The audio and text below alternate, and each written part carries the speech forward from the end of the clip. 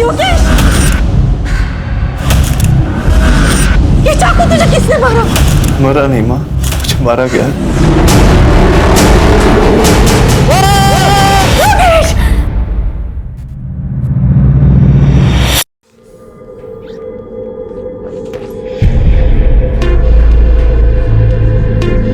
करिश्मा! करिश्मा! करिश्मा! करिश्मा! योगेश, क्या हुआ? क्यों चिल्ला रहे हो? कहाँ है मेरी दवाइयाँ? वो डस्टबिन में डाल दी थी मैंने। मेरी दवाइयाँ उठा के तुमने डस्टबिन में डाल दी। वो तुमने कहा था ना तुम अच्छा महसूस कर रहे हो, तो इसलिए मैंने महसूस कर रहा हूँ। तुम लोग मिलकर ना मुझे पागल करना चाहते हो, है ना? ये करना चाहते हो ना तुम लोग? ऐसा क्यों करना चाहोगी? मैं तुझे छोड़ूंगा नहीं, बिल्कुल भी नहीं छोड़ूंगा। योगेश, योगेश, छोड़ करिश्मा को, छोड़ करिश्मा। शांत हो जा, शांत हो जा। एक लंबी सांस ले, एक लंबी सांस ले। देख बेटा, हम दोनों का तेरे अलावा कौन है? हम तेरा भला चाहते हैं और तेरे अच्छे सेहत की कामना के लिए ही मैं वैष्णो देवी गई थी ना। और आज भी हम दोनों इसीलिए ही जगराता में जा रहे हैं। करिश्मा, तुझे ब्यूटी पार्लर जाना था ना, जा हुआ पार्लर। मैं तुझे जगराता में ही मिलूंगी। जी माँ। जा।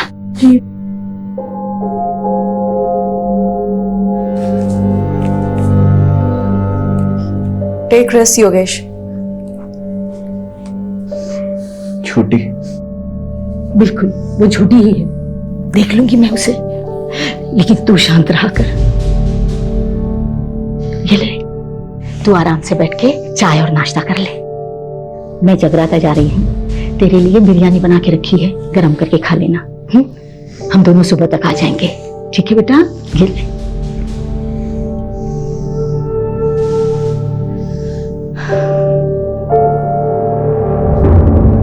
सब झूठ है, सब।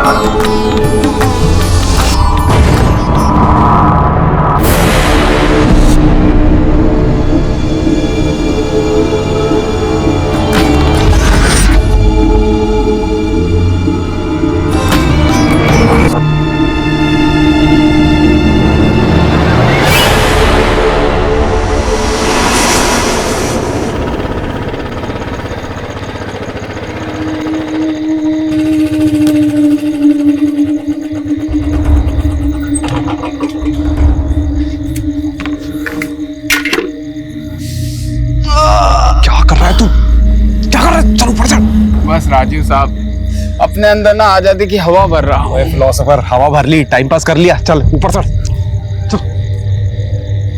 बंटी की पूरी गैंग को पकड़वाकर मैंने अपना वादा पूरा किया, अब आप अपना वादा पूरा करिए।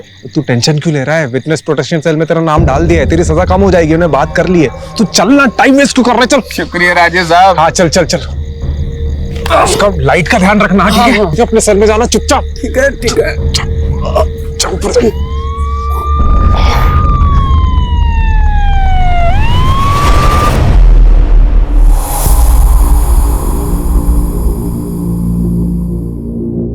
एक क्रिमिनल को पकड़ने के लिए दूसरे क्रिमिनल को जेल से भगा दिया। आई एग्री सर, राजीव ने जो किया वो गलत था, लेकिन आप उसका रिजल्ट भी तो देखिए सर। बंटी जो 2 साल से फरार था, हमारे हाथ नहीं आ रहा था, ओनली बिकॉज ऑफ राजीव वो आज हमारी कस्टडी में है। आप राजीव को बुलाइए। Sir. Sir relax. Thank you sir. Rajiv तुम्हें सस्पेंड नहीं कर रहे हैं, लेकिन अगले 1 महीने के लिए तुम कंट्रोल रूम में पोस्टेड रहोगे। बट सर, डिसीजन लिया जा चुका है, please don't argue. But sir मैं तुम आज ही कंट्रोल रूम ज्वाइन करोगे। सर मैं मानता हूं कि मैंने कानून तोड़ा है, लेकिन आप ही बताइए, अगर एक एम्बुलेंस इमरजेंसी में सिग्नल तोड़ती है तो क्या आप एम्बुलेंस के ड्राइवर पर कानून तोड़ने का चार्ज लगाएंगे? हाँ, मेरा तरीका गलत हो सकता है लेकिन मेरा इरादा बिल्कुल भी नहीं सर। जय हिंद सर।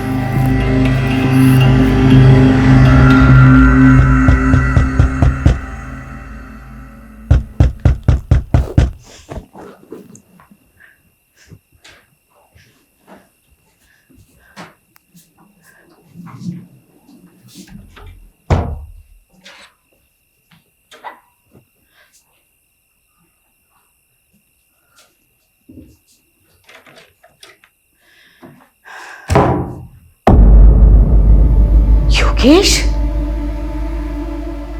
बेटा तू?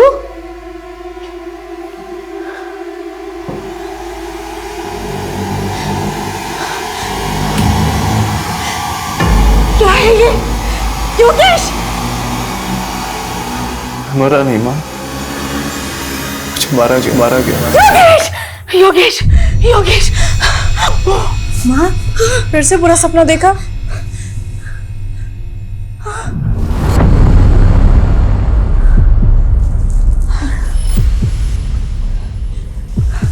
आप पानी पीजिए।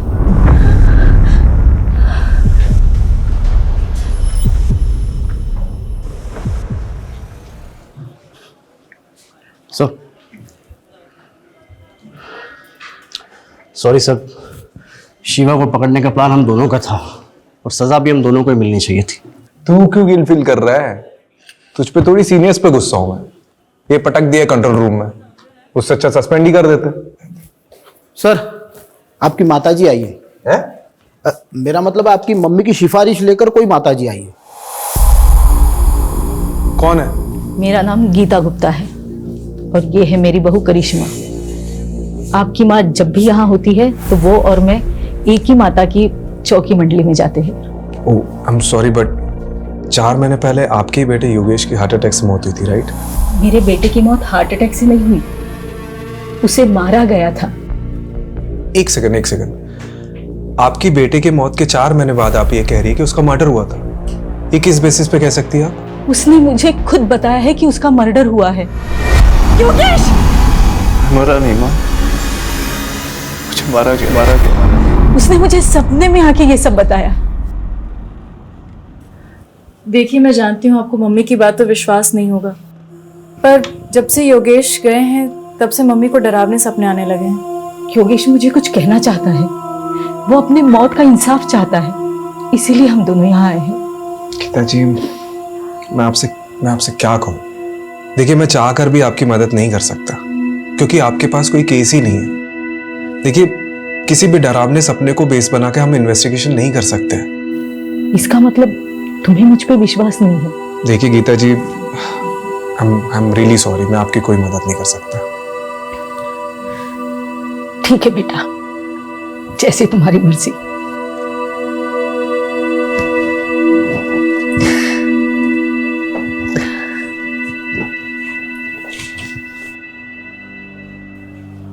आंटी जी की कहानी काफी फिल्मी थी।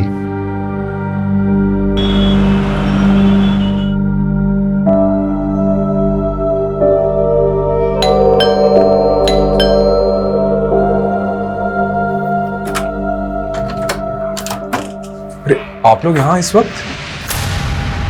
बेटा वो अंदर आइए। हाँ माँ जी बोलिए। योगेश के गुजरने से 2 दिन पहले उसका फुल बॉडी चेकअप हुआ था।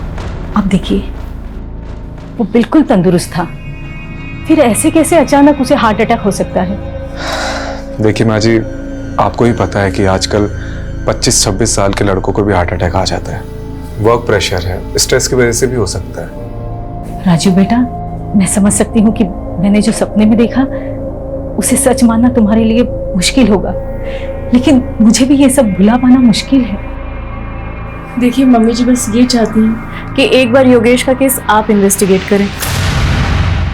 हाँ, मैंने पहले भी इसीलिए FIR दर्ज कराई थी, लेकिन तब उस इंस्पेक्टर ने उस डॉक्टर से बात की जिसने योगेश को डेड डिक्लेयर किया था, और डॉक्टर ने इंस्पेक्टर से कहा था कि हार्ट अटैक से मौत हुई है, और इंस्पेक्टर ने वो केस बंद करा दिया बिना किसी इन्वेस्टिगेशन के। बस मैं इतना चाहती हूँ कि आप एक बार योगेश के केस को इन्वेस्टिगेट करें, फिर आप जिस भी नतीजे पर पहुंचोगे कि मेरा बेटा हार्ट अटैक से मरा या कुछ भी, मैं बिना किसी सवाल के ही मान लूंगी। कम से कम मुझे ये अफसोस तो नहीं रहेगा कि मैंने सच्चाई जानने की कोशिश ही नहीं की। ओके, कल आप दोनों हेडक्वार्टर आ जाइएगा। मैं केस को रीओपन कराने का रास्ता ढूंढता हूँ। सर आप भावुक होकर भूल कर रहे हैं। इस केस को हाथ में लेने का मतलब है हवा को हाथ में पकड़ना। कुछ हाथ नहीं लगेगा सर। सर ये लीजिए, चाय पीजिए। सर आप बताइए इन्वेस्टिगेशन कैसे करेंगे? मुझे पता है कंट्रोल रूम से इन्वेस्टिगेशन अलाउड नहीं है, पर गीता जी जिद पे अड़ी है। एटलीस्ट उनको तो सुकून मिलेगा, अनऑफिशियली सही, लेकिन मुझे करना पड़ेगा। और पता है कल क्या कह रही थी? योगेश की डेथ के 2 दिन पहले उसका हेल्थ चेकअप हुआ था और वो पूरी तरह से फिट था। सर वैसे ही उसकी डेथ रिपोर्ट भी कह रही है there is no foul play. और सर हार्ट अटैक आजकल लॉटरी की तरह हो गया है, कब किसकी निकल जाए कुछ पता नहीं। सर एक बात बताइए, एक तो 4 महीने पुराना केस है, ऊपर से लाश का पोस्टमार्टम नहीं हुआ है, सारी की सारी अस्थियां गंगा में बहा दी गई है। बचा क्या है हमारे पास इस केस में सर, सिवाय एक माँ के सपने के? आइए गीता जी, शुरू से शुरू करते हैं। 29 मार्च, जिस दिन आपके बेटे योगेश की डेथ हुई थी, उस दिन क्या क्या हुआ था? 29 मार्च को सुबह 4 साढ़े 4 बजे के आसपास मैं और करिश्मा जगराता से वापस घर पे लौटे थे।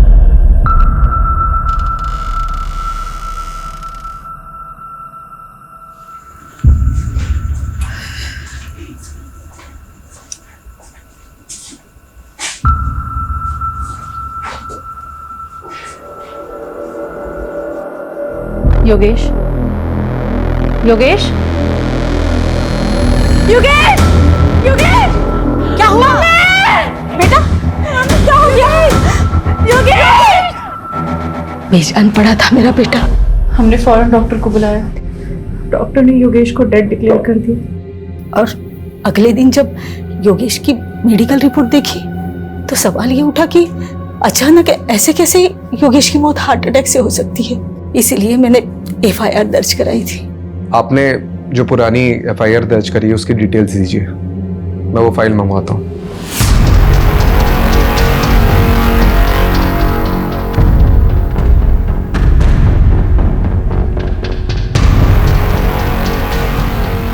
केस रीओपन हो रहा है, इसलिए योगेश के इंश्योरेंस क्लेम पास होने में थोड़ा वक्त लगेगा, लेकिन तुम्हें पैसों की चिंता करने की कोई जरूरत नहीं। मैं तुम्हें हर महीने। माँ प्लीज, मुझे पैसे की जरूरत नहीं है, आप खाना खाइए।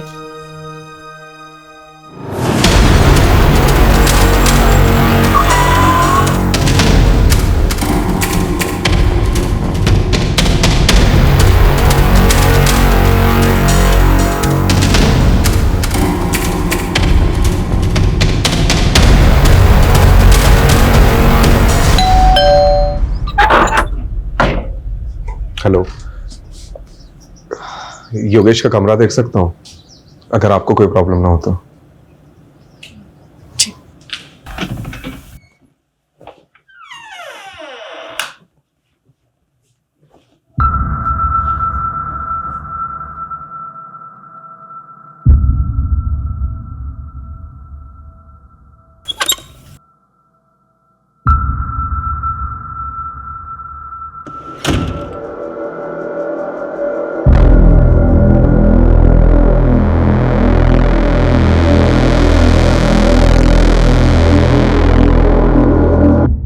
ये दोनों मेरे पोते हैं, युवराज और योहान, दून स्कूल में पढ़ते हैं।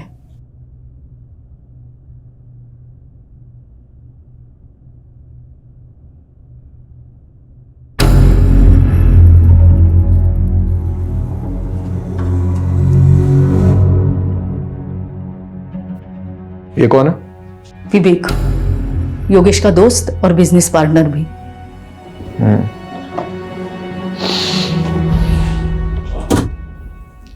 ये लैपटॉप किसका है? योगेश का।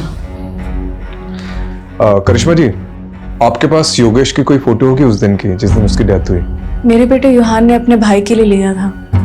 युवराज का बोर्ड एग्जाम था, इसलिए वो अपने पापा को आखिरी बार देखने नहीं आ पाया था। योहान से कांटेक्ट करके वो फोटो मुझे भेज दीजिए। और भी कोई वीडियोस या फोटोज लिए गए होंगे विधि के समय तो वो भी भेज दीजिएगा। मैं ये लैपटॉप और हार्ड डिस्क लेके जाता हूँ। कुछ इंफॉर्मेशन मिल सकती है।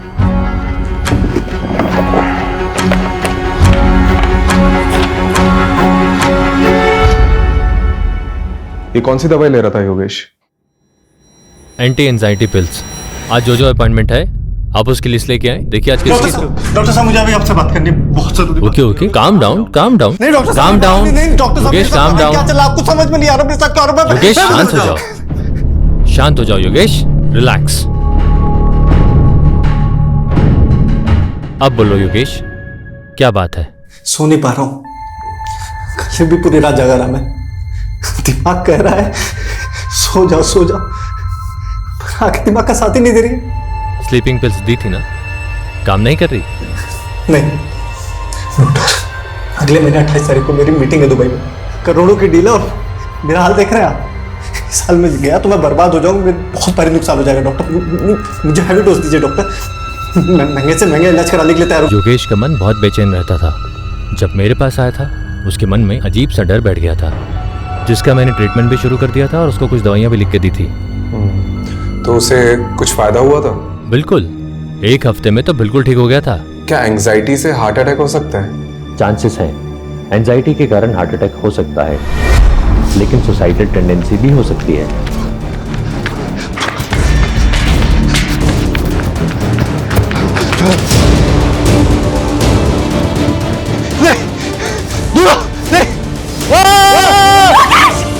योगेश! योगेश! माँ, फिर से बुरा सपना देखा?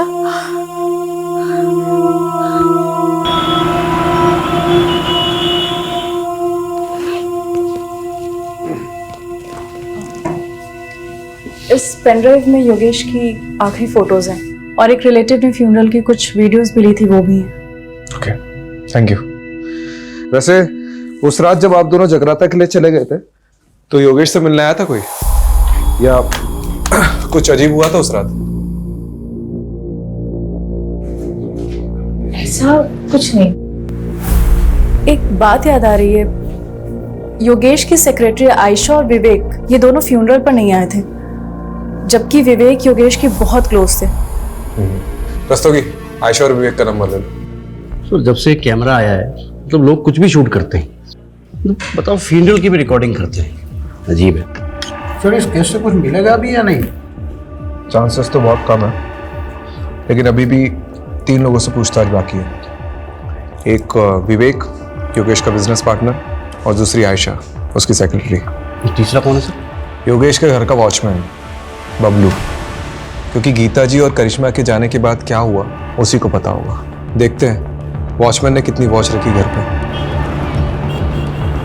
ये कितनी गाड़ियाँ?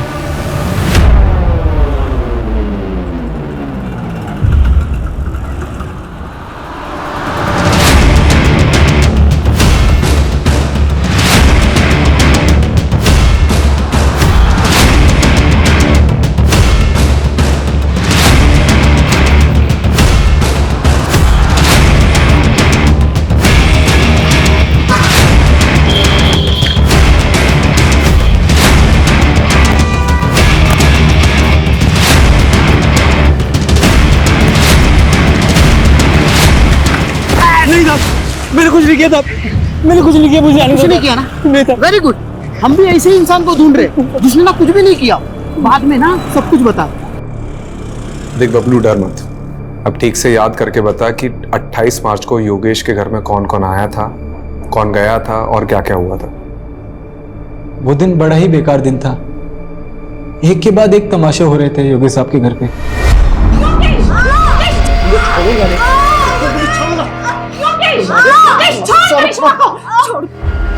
फिर गीता जी आई, उन्होंने योगेश साहब को समझाया।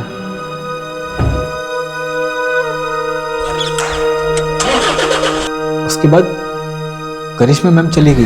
ये करिश्मा मैम घर से कितने बजे निकली थी? लगभग 5:30 बजा होगा साहब, क्योंकि मैं वही टाइम पे चाय पीता हूँ। और उसके बाद क्या हुआ था? फिर 7 साढ़े 7 बजे मैंने एक और झगड़े की आवाज सुनी। क्या है ये योगेश? तूने अपनी माँ को इतना बड़ा धोखा दिया, मेरे नकली साइन करके अपनी पुश्तैनी जमीन बिकवा दी। क्यों इतना ओवर रिएक्ट कर रही हो माँ? तुम क्या करती हो जमीन का? मुझे बिजनेस में जरूरत थी पैसों की तो मैंने उठा के बेच दिया। और वैसे भी तुम्हारे मरने के बाद तो वो जमीन मेरी होने वाली थी ना, तो क्या गलत किया? अरे तो मुझे बता दिया होता, मेरी नकली साइन क्यों की? इसी मेलोड्रामा से बचने के लिए कि पापा की आखिरी निशानी है, पुश्तैनी जमीन है, ब्ला ब्ला ब्ला ब्ला। तेरे पापा का अरमान था उस जमीन को पापा लेके। नहीं रहे अब सारे फैसले मुझे करने हैं। अब आपको संभालना भी मुझे है माँ। मैं आपको अच्छे से नहीं संभाल रहा हूँ क्या? आजकल के बच्चों को देखिए, वो अपने माँ बाप को उठा के वृद्धाश्रम छोड़ाते हैं, लेकिन मैं ऐसा नहीं हूं माँ। मैं आपको संभाल रहा हूं, है कि नहीं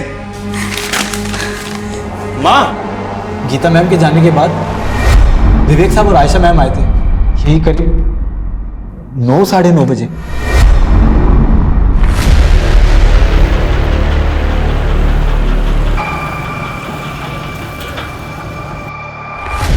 विवेक सर और आयशा मैडम जी जब आए तब घर के अंदर जाने से पहले दोनों काफी देर तक कार में कुछ बातें कर रहे थे।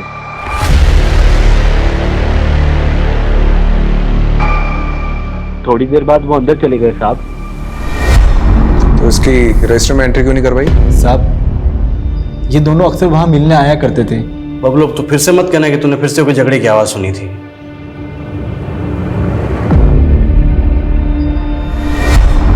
योगेश बहुत हो गया तेरा। मान ले मेरा प्रपोजल में तंग आ गया हूं तेरी जिद से। तंग तो मैं आ गया हूं, हर बार तेरी वजह से मुझे घाटा हुआ है। अबे गधा है तू, एक नंबर का गधा। साले अगर नंगों के शहर में ना तुझे लंगोट बेचने के लिए बेच दूं तो वो भी नहीं बेच सकता तू। साले बहुत सुन ली मैंने तेरी बकवास। तू मुझे अपना डिसीजन बता कि तू है या नहीं मेरे साथ। नहीं हूं, बोल अब क्या करेगा बोल। कॉलर छोड़। नहीं छोड़। कॉलर छोड़। नहीं छोड़ूंगा साले। काम डाउन, इधर बैठो तुम। सिट। सर आप भी बैठिए।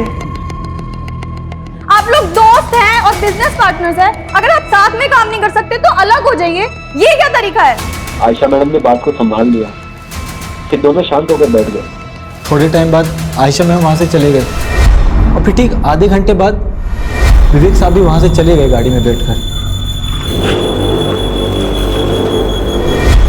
उसके बाद कोई नहीं आया साहब। कोई आया नहीं है? तूने देखा नहीं? साहब 12 बजे मैं सोने चला जाता हूँ, उसके बाद कोई आएगा भी तो कैसे पता लगेगा मुझे? ये सब तूने गीता जी और करिश्मा को बताया था? नहीं साहब, किसी ने पूछा नहीं तो सामने से जाके क्या बताता साहब। वैसे योगी साहब बहुत अच्छे इंसान थे साहब, दिलदार थे। अरे बबलू जी साहब। कोई वो तो कुछ नहीं साहब, बस वो ये लो 1 लाख रुपए पूरे तुम्हारी माँ के इलाज के लिए, अच्छे से करवाना। शुक्रिया साहब, मैं ये रकम आपको जल्दी ही 1 साल में वापस लौटा दूंगा साहब। मेरे पैसे मेरे अपने ही खा जाते हैं। मजाक कर रहा हूँ, पैसे लौटाने की कोई जरूरत नहीं, ठीक है? शुक्रिया साहब, बहुत बहुत शुक्रिया। आपको ये सब सच लग रहा है सर? मुझे तो ये सब कहानी लग रही है। नहीं रस्तोगी जी, मुझे सिर्फ ये कहानी नहीं लग रही है, इसमें कुछ ना कुछ तो सच्चाई है। जी सर, आप सही थे। काफी सारी नई चीजें निकल कर आई है इसमें। पता है, मैंने ये सोचा भी नहीं था कि ये केस ऐसे पलटेगा। पहले तो ये सिंपल हार्ट अटैक का केस लग रहा था, लेकिन अब 3 सस्पेक्ट सामने आए। पहला तो वो विवेक, योगेश का बिजनेस पार्टनर। जी सर, वो आखिरी इंसान जो योगेश के घर से बाहर निकला था। हाँ सर हो सकता है आयशा मैडम भी मिली हुई हो सकता है, क्योंकि आयशा और विवेक योगेश के फ्यूनरल पे नहीं गए थे, और ऊपर से करिश्मा ने जो विवेक का नंबर दिया है वो भी स्विच ऑफ आ रहा है। दूसरा सस्पेक्ट एक करिश्मा हो सकती है, क्योंकि इसके योगेश से बहुत ज्यादा झगड़े होते थे। सर तो फिर तीसरा सस्पेक्ट कौन हो सकता है? योगेश की माँ गीता गुप्ता। हो सकता है उन्हें जो भी सपने आ रहे हैं वो कहीं ना कहीं उनके ही अंदर का गिल्ट है, जो उनको चैन से सोने नहीं दे रहा है। लेकिन सर वो खुद ये केस रीओपन करवा के अपने लिए मुसीबत क्यों खड़ी करेगी? कमलेश, उन्हें भी यही लग रहा हो कि हम भी यही सोचकर बैठे रहेंगे और उन पर डाउट नहीं आएगा, इसलिए वो खुद सामने से आई और केस को रीओपन करवाया। हाँ, नहीं बताया मैंने योगेश और मेरे झगड़े के बारे में, लेकिन इस झगड़े से योगेश की मौत का कोई लेना देना नहीं है। देखिए, लेना देना है या नहीं है वो तो इन्वेस्टिगेशन के बाद ही पता चला। खैर, आपने हमें पहले कुछ बताया नहीं है तो अभी बता दीजिए। उस रात तेरे पापा का अरमान था उस जमीन को पापा लेके। नहीं रहे अब सारे फैसले मुझे करने हैं। अब आपको संभालना भी मुझे है माँ। माँ, आपको बुरा तो लगा होगा योगेश किस बर्ताव से? मेरा बेटा गुस्से में कुछ भी बोल देता था, लेकिन वो दिल से बुरा नहीं था। उस दिन जब मैं बाहर गई थी तो उसने मुझे थोड़ी देर बाद मैसेज किया था। हाँ, ये देखिए।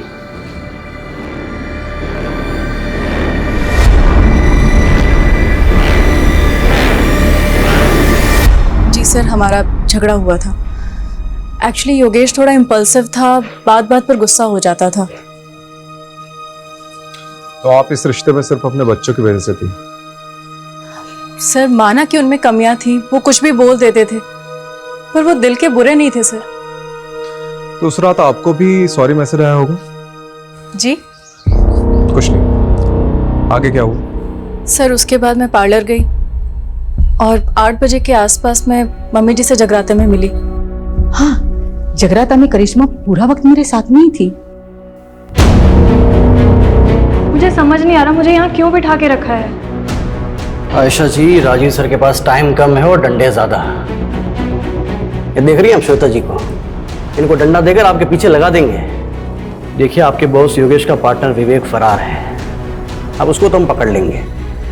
आप बस सिर्फ इतना बता दीजिए कि 28 मार्च को जब आप योगेश के घर पर गई थी तो योगेश और विवेक के बीच में झगड़ा हो रहा था, वो किस बात को लेकर हो रहा था? कमलेश, जी सर। कुछ बोला इसने? हाँ सर, बोलने वाली है ना। सर विवेक और योगेश सर ने मिलकर एक प्रॉपर्टी खरीदी थी जीवन नगर में। विवेक चाहता था कि वहाँ की झोपड़ियों को तुड़वाकर जल्दी से जल्दी काम शुरू किया जाए और वहाँ पर कब्जा कर लिया जाए, लेकिन योगेश सर चाहते थे कि ये सब लीगली हो। बस इसी बात पर इन दोनों में झगड़ा हो गया था। विवेक, calm down, इधर बैठो तुम। Sit। सर आप भी बैठिए। आप लोग दोस्त हैं और बिजनेस पार्टनर्स हैं, अगर आप साथ में काम नहीं कर सकते तो अलग हो जाइए, ये क्या तरीका है? आयशा जी, आपको क्या लगता है ये विवेक ने वाकई में योगेश का मर्डर किया होगा? सर मुझे नहीं पता, उस दिन मेरी माँ बीमार थी और वो हॉस्पिटल में एडमिट थी और मुझे उस दिन जल्दी निकलना पड़ा था। लेकिन हाँ, जिस दिन हम योगेश सर के घर जा रहे थे तब विवेक बहुत गुस्से में था। इसके सर पे ना सच्चाई का भूत सवार है। एक जमीन के लिए इतना वेट नहीं कर सकता मैं। देखो विवेक, तुम्हें योगेश सर से थोड़े ठंडे दिमाग से बात करनी चाहिए। क्या ठंडे दिमाग से बात करूं मैं? अच्छा एक बात बताइए, कहीं आपने तो छुपा के नहीं रखा है विवेक को? नहीं सर, ये आप क्या कह रहे हैं? देखिए आयशा जी, अगर आप हमारी मदद नहीं करेंगी तो हम भी आपकी मदद नहीं कर पाएंगे। जो भी जानती है वो सीधा सीधा बता दो, वरना ये। अच्छा ये श्वेता के बारे में पता है? अच्छे से बता दिया सर। मिलना चाहोगी?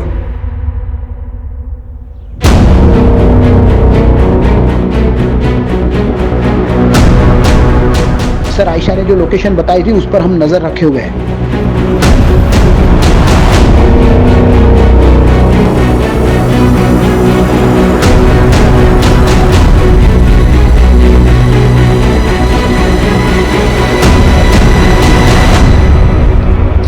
विवेक, विवेक मार खा के बोलेगा कि बोलने के बाद मार खाएगा? चॉइस तेरी है। देख, हमें सब पता है कि योगेश की मौत में तेरा ही हाथ है। बहुत नफरत करता था ना उससे।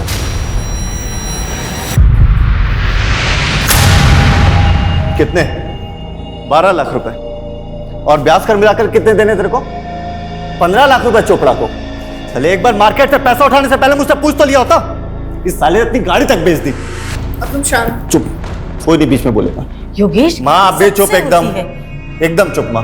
इससे गलती हुई है और इसे इसकी गलती की सजा मिलनी चाहिए। क्यों साले, है ना? यह है तेरी गलती की सजा। नई गाड़ी तेरे लिए। पर योगेश, अरे रख, चोपड़ा को मैंने आधे पैसे दे दिए हैं और आधे उसको तू देगा, ठीक है? और अब ये सब सारी चीजें खत्म कर और चुपचाप मेरे साथ बिजनेस में आ जा। चुप, चल आ जा। सर मैं क्यों उसे मारूंगा? योगेश और मैं तो भाइयों की तरह थे। हाँ, हम दोनों साथ में बिजनेस करते थे, लेकिन हम दोनों की सोच अलग थी, इसलिए हम दोनों के बीच में झगड़ा होता रहता था। मैं तो उसे कभी मारने का सोच भी नहीं सकता। आज मेरे पास जो कुछ भी है वो सब योगेश का ही तो है। भाई मानता था ना उसे, तो उसके फ्यूनरल पे क्यों नहीं गया? सर उस रात हमारे बीच में बहुत झगड़ा हुआ था और जब मुझे पता लगा कि उसी रात उसे हार्ट अटैक आया तो मुझे लगा कि सब कुछ मेरी वजह से हुआ है। मैं बहुत गिल्ट में था सर, इसलिए नहीं गया। गिल्टी तो हम भी मान रहे हैं। उस रात को योगेश के सर पे फ्लावर वास फोड़ने वाला था ना तू। आयशा ने हमें सब कुछ सच बता दिया है। नहीं सर, मैं ऐसा क्यों करूँगा? हाँ, हमारे बीच उस रात को बहुत झगड़ा हुआ था, लेकिन आयशा के जाने के बाद मैंने और योगेश ने दिल खोलकर बातें की थी। और सर, उसने मुझे अपनी तकलीफ के बारे में बताया था। कैसी तकलीफ?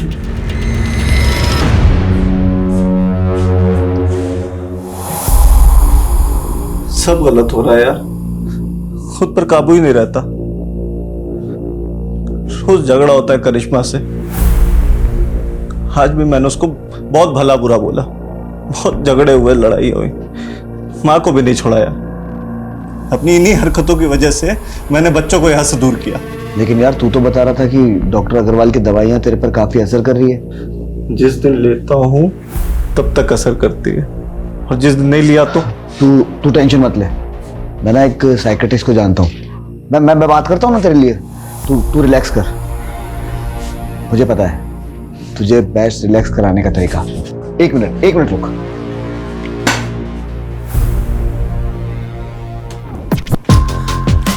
तेरा फेवरेट गाना, तेरी फेवरेट ड्रिंक के साथ में इससे बेस्ट रिलैक्सेशन कोई चीज हो ही नहीं सकती।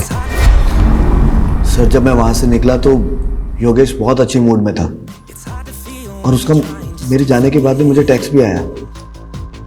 तेरे जैसा यार कहाँ ऐसा याराना। सर, अगर मुझे पता होता कि ये सब कुछ होने वाला है तो मैं वहां से जाता क्यों? ठीक है, तुम जा सकते हो, लेकिन हाँ, शहर छोड़ के जाने की सोचना भी नहीं। ठीक है सर।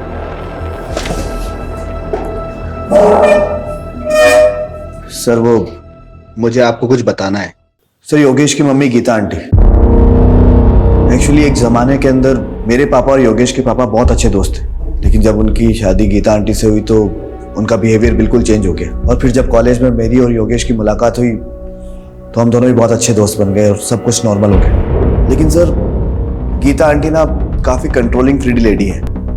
पति हो या फिर बेटा, वो दोनों को कंट्रोल करके रखती थी। उनको उसी में खुशी मिलती थी। तो शायद सर कुछ। ठीक है, तुम जाओ।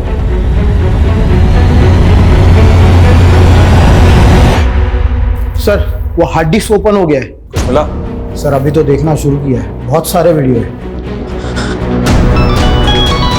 हेलो, हाँ ठीक। सर, कोई बाबा का एड्रेस मिला है जिससे योगेश कोई शक्तिवर्धक दवाई लेता था। शक्तिवर्धक दवा? और ये बाबा कौन है? ये बालक योगेश हमारी औषधियां ग्रहण करता था साहब। कैसी औषधि? बहुत दुर्लभ औषधि हैं और बहुत कीमती भी। ऐसी क्या खास बात है इस औषधि में? ये औषधि मानव को महामानव बनाती है साहब। खाते ही व्यक्ति के शरीर में ऊर्जा का संचार होने लगता है। ऐसे मान लो कि जैसे 10-10 हाथियों की शक्ति उसके अंदर आ गई हो। बहुत अद्भुत औषधि है साहब, बहुत अद्भुत। अरे यार, कितनी वीडियो है रे बाबा। योगेश के लैपटॉप से कुछ मिला? अरे सर, देखते देखते मेरी आंखें बटन हो गई। अभी भी कम से कम 20 वीडियो है। जितने भी वीडियो देखे ना, सबके सब वेकेशन और प्रेजेंटेशन के थे।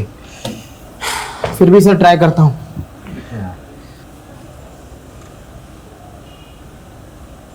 योगेश, दूर रहो मुझसे। योगेश, दूर रहो मुझसे। योगेश, मुझे प्लीज। योगेश, दूर रहो मुझसे। सर, एक मिनट, ये सुनिए।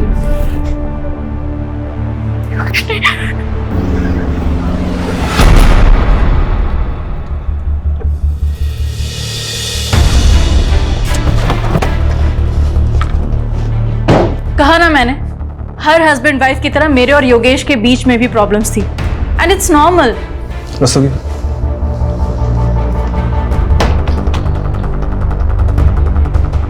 दूर रहो मुझसे।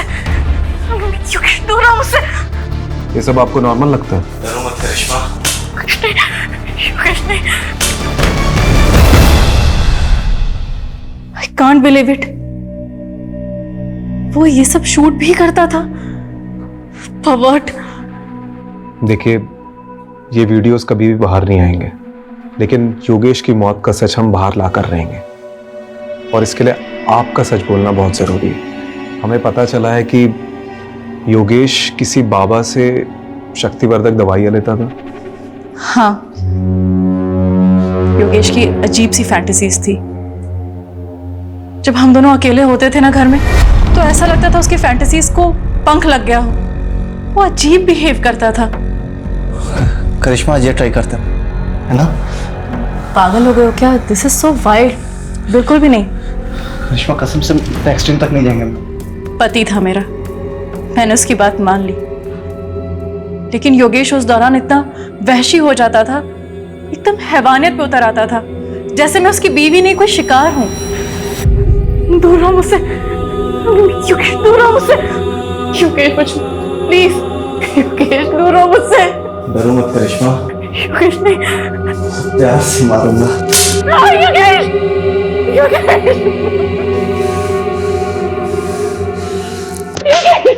पेन में एक अजीब प्लेजर मिलने लगा था उसे। और फिर एक दिन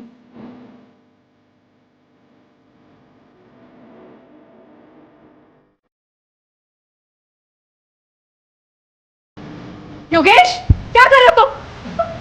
छोड़ो। इसमें मुझे मर जाओ। योगेश, योगेश, योगेश, क्या हो गया तुम्हें? I'm sorry करिश्मा, पता नहीं मुझे क्या हो जाता है। मैं कैसे ऐसा कर सकता हूँ? मैं कैसे तुम्हें मार सकता हूँ? योगेश, ये सब वो दवाइयों का असर है ना? मैं काबू हो जाता हूँ। मैं प्लीज मुझे खुद को योगेश से बचाना था, साथ ही साथ योगेश को योगेश से बचाना था। इसलिए मैं हर वो चीज हटा देती जो उसके लिए जानलेवा हो सकती थी। सीजर, नाइफ, स्क्रू ड्राइवर, सब कुछ। तो ये सब आपने गीता जी को बताया? नहीं, प्लीज आप उन्हें कुछ मत बताइएगा।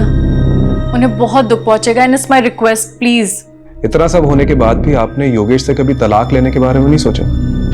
माना कि योगेश ने पिछले 1 साल में मुझे बहुत तकलीफ दी थी, पर 15 साल का रिलेशन था हमारा, और ये 15 साल हमने हंसी खुशी बिताए।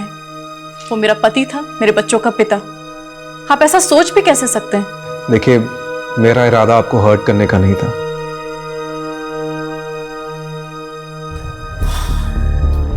मुझे ये योगेश का कैरेक्टर समझ में नहीं आ रहा। राम और रावण दोनों बसे थे सर उसमें। अमरीश, राम और रावण तो हम सब में बसे होते हैं। अब मैटर ये करता है कि हमारा दिमाग किसकी सुनता है, राम की या रावण की। सर बात वहीं आकर रुक जाती है। योगेश का अगर मर्डर हुआ है तो मोटिव किसके पास था? विवेक, जिसकी उसने बहुत बेइज्जती की थी। नहीं नहीं नहीं, इन सब में सबसे ज्यादा सफर करिश्मा ने किया है। तो अगर किसी के पास सबसे ज्यादा स्ट्रॉन्ग मोटिव है तो वो है करिश्मा। सर आपका शक अगर सही भी है तो करिश्मा ने करिश्मा किया कैसे?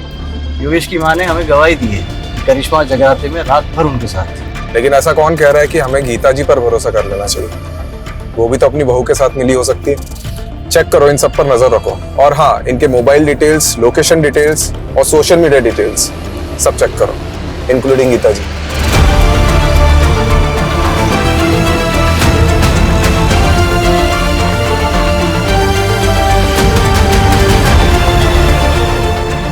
एटर्नल लव 50-50 क्या नाम है? अरे सर सारे सस्पेक्ट की सभी सोशल मीडिया अकाउंट पे स्कैनिंग की, उसमें से एक ऑनलाइन स्टॉकर हाथ लगा है। एटर्नल लव 50-50 पिछले कई साल से एक करिश्मा को सोशल मीडिया पे स्टॉक कर रहा है। 2 साल पहले भी इसने करिश्मा को कुछ मैसेजेस किए थे। सर जब ये करिश्मा कॉलेज में थी ना तो मिस दिल्ली रह चुकी थी। तू क्या इतने सालों बाद ये फिर से आ गया? कुछ भी?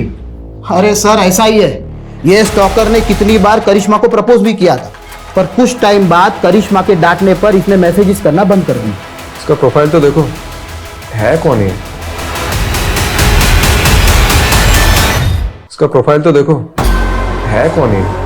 लगता है ये HNF जिम का मेंबर है। रस्तोगी, ये जिम के मेंबर्स की लिस्ट निकालो। कितने लोग हैं? 5000 के आसपास लोग हैं।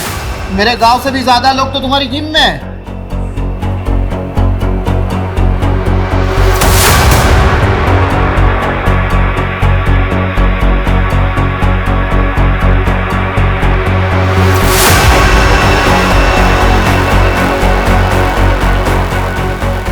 कुछ मिला? सर पूरा का पूरा कच्चा चिट्ठा मिला है। ये देखिए, हमने ये जिम मेंबर्स की लिस्ट देखी थी और इसमें जो ये नंबर्स दिए गए इन सब की लोकेशन को हमने मैच किया। उनमें से सर ये एक नंबर मर्डर वाली रात उसी एरिया में एक्टिव था। रात को 1 बजे इस नंबर पर पहले कॉल आया और उसके बाद एक मैसेज। ये नंबर एटर्नल लव का है? सर इस नंबर की हमने और डिटेल्स निकाली तो इसकी ब्राउजिंग हिस्ट्री से पता चला कि ऑनलाइन इसमें कोई ड्रग के बारे में सर्च किया गया था। हो सकता है इस ड्रग का इस्तेमाल योगेश के हार्ट को जमाने के लिए किया गया हो, ताकि नेचुरल डेथ की आड़ में मर्डर को छुपाया जा सके। ये नंबर किसके नाम पर रजिस्टर्ड है? हाँ मैं आ रही हूँ, लेकिन आप बताएंगे बात क्या है? अरे बैठ, देखिए आप ये ठीक नहीं कर रहे हैं, आप मुझे ऐसे जबरदस्ती नहीं रख सकते। ओह, तू कुछ नहीं बोलेगा ना तब भी तू फंस चुका है। एटर्नल लव, क्योंकि तेरे साथी ने सब कबूल कर लिया। मुझसे गद्दारी? गद्दारी नहीं, समझदारी की उसने। अब तू डिसाइड कर तुझे क्या करना है।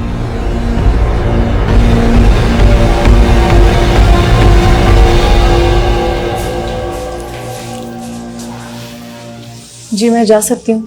अरे रुकिए, पहले ये वीडियो देख लीजिए।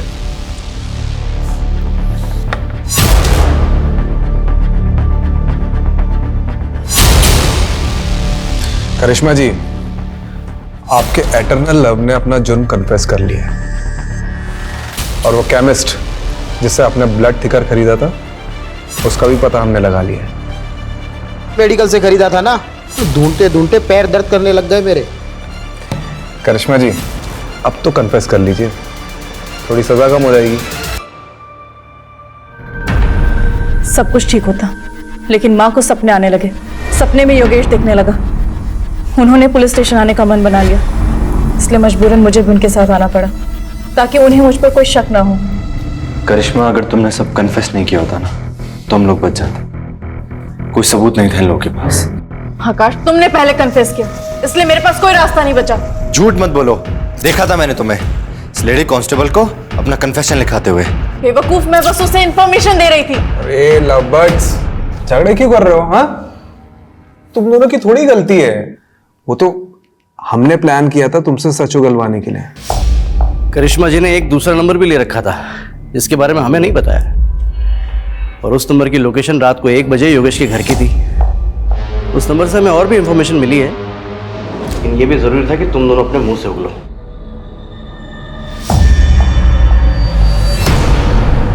मैंने योगेश की दोस्ती आकाश से कराई थी, ये भी प्लान का एक हिस्सा था। उस रात हमारे जाने के बाद आकाश घर पर आया था। आकाश तू? योगेश, अरे वो दरवाजा खुला देखा तो मैं अंदर आ गया। ये देख स्कॉच लाया हूँ, महफिल जमाते हैं। जा किचन से ग्लास लेके चल। लाया।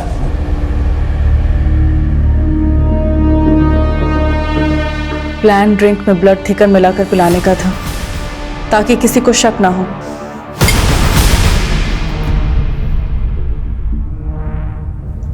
लेकिन योगेश को शक हो गया। तुमने इसमें कुछ मिलाया है क्या? नहीं तो सब ठीक तो है। तुम लोग कौन हो बे? बबलू! मैं जगराता में थी, लेकिन बेसब्री से आकाश के कॉल का इंतजार कर रही थी। जब काफी देर तक कॉल नहीं आया तो मुझे टेंशन होने लगी, और मैंने मम्मी से वॉशरूम का बहाना मारा और पीछे के रास्ते से घर लौटी। मम्मी, मैं वॉशरूम से आती हूँ। जब मैं घर पहुंची तो देखा कि योगेश अकेला सब पे भारी पड़ रहा था। योगेश! करिश्मा, अच्छा हो तुम आ गए। पुलिस को फोन करो। योगेश! ये आकाश मुझे मारने के लिए आए। योगेश! तुम्हें कुछ नहीं हुआ है, शांत हो जाओ। मैं आ गई हूँ ना, मैं आ गई हूँ ना। ये लोग मुझे मार देंगे। तुम्हें दवाई नहीं खाई है ना, इस वजह से हो रहा है। कुछ नहीं हुआ है तुम्हें, तुम आराम करो। कोई तुम्हारा दुश्मन नहीं है योगेश, आराम करो। मैं आ गई हूँ ना, सो जाओ, तुम सो जाओ। रिलैक्स रिलैक्स, तुम सो। तुम्हें आराम की जरूरत है ना? कुछ नहीं हुआ तुम्हें। जोर से मारो, बचना नहीं चाहिए।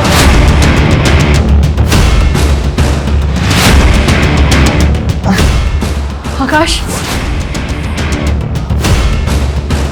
सारा कमरा साफ कर देना, कोई सबूत नहीं रहना चाहिए, और ऐसा लगना चाहिए दिल के दौरे से मरा है। मैं जगराते में जा रही हूँ, और सुनो, काम होने पर ना मुझे मैसेज करना। ठीक है? बाय। ठीक, चलो देखो।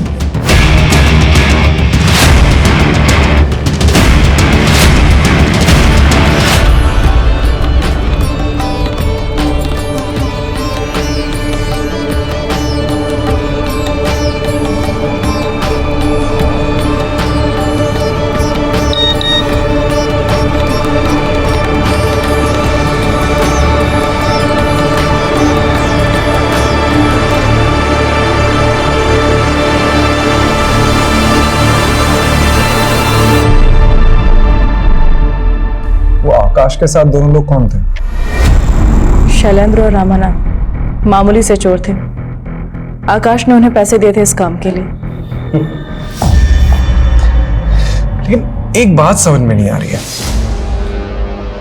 तुम लोग अंदर कैसे घुसे? वो वॉचमैन बबलू, उसको पैसे देते और बोला था चुपचाप जाके अंदर सो जा।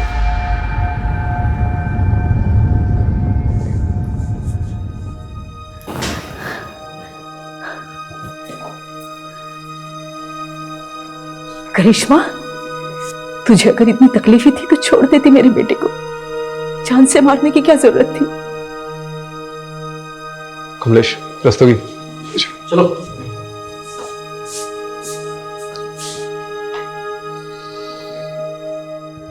सर, योगेश के मर्डर में जो पिलो यूज हुआ था वो हमें योगेश के घर के बैकयार्ड की कचरे के ढेर से मिला है। और सर लकीली जो उस पर सलाइवा में मिली थी उसकी डीएनए टेस्ट रिपोर्ट आ गई है। योगेश के डीएनए से मैच होती है सर। और आकाश के बाल के ट्रेसेस भी पिलो पर मिले हैं। ये स्ट्रॉन्ग एविडेंस बनेगा इस केस में। Right sir. और बबलू का क्या हुआ? सर बबलू को तो धर लिया है। ये न्यूज़ देखिए क्या हेडलाइंस छपी है।